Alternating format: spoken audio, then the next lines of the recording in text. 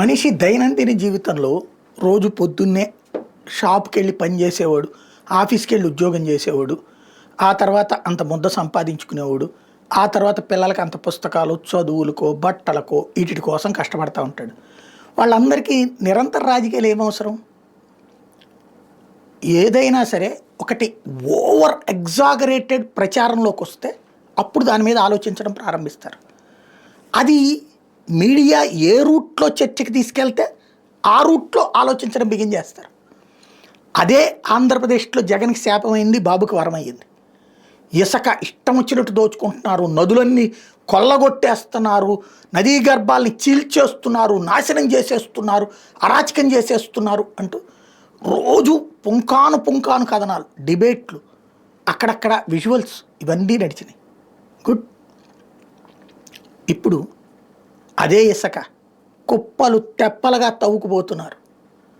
పెద్ద పెద్ద కేంద్రాలు ఏర్పాటు చేసేసారు, డంపింగ్ యార్డులు, ఇసుక డంపింగ్ యార్డులు. ఉచితమని చెప్పి వెళ్ళి తవ్వుకోమని చెప్పి డంపింగ్ యార్డ్ ఏంటి మరి? ఆ డంపింగ్ యార్డ్ అంటే ఖచ్చితంగా డబ్బులు పెట్టి కొనుక్కోవడమే కదా. ఇసుక ఉచితం ఒక్కడికన్నా వస్తుందా? వెంటనే చెప్తారు గతం కంటే రేటు తక్కువ ఉంది. సిగ్గుండాలి కదా మాట అనడానికి. తగ్గడం ఏంది రేటు? గతం కంటే తక్కువ కాదు, ఉచితంగా రావాలి. లారీ మనం పట్టుకెళ్తే లారీ ఖర్చులు మనం పెట్టుకుంటాం, ఇసుక ఉచితంగా రావాలి. ట్రాక్టర్ పట్టుకెళ్తే ఉచితంగా రావాలి. నడుస్తోందా? కాకపోతే గతంలో అవకాశాలు లేవు, ఇప్పుడు అవకాశాలు. ఇదే నడుస్తోంది. ఏది అందరికీ దొరకలేదు, ఇప్పుడు దొరుకుతోంది. ఏది అమ్ముకోవడానికి. ఇది పెద్ద ఎత్తున ఫోకస్ అవుతుంది. కానీ విపరీతమైనటువంటి ఇసుక తవ్వకాలు కోటీశ్వరులను చేస్తున్నాయి నాయకుల్ని. ఏముందంటే 10 పైసలు ఖర్చు లేదు. లారీ ఎవడదో, ట్రాక్టర్ ఎవడదో, కొనుక్కునేవాడు ఎవడో, అమ్మేది మనం, మనది కాని వస్తువు. ఒక్కో లారీకి 10,000 రూపాయలు వేసుకుంటే, 40,000 రూపాయలు వేసుకుంటే, ట్రాక్టర్కే 10,000, లారీకి 40,000 రూపాయలు వేసుకుంటే ఎంత మిగులుతుంది? ట్రాక్టర్ కొన్ని చోట్ల 4,000కి వస్తుంది, 5,000కి వస్తుంది. అది పక్కన ఉన్నప్పుడు, అది పక్కన ఉన్నటువంటి అక్కడ కూడా 4-5 అయితే దొరకట్లేదు.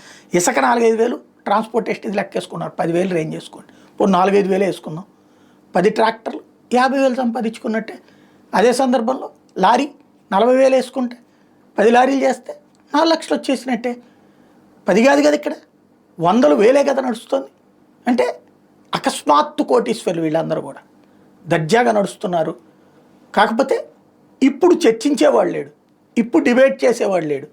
ఇప్పుడు ఓపెన్గానే కనబడుతున్నాయి, పత్రికల్లో రాస్తున్నారు, టీవీల్లో చెప్తున్నారు.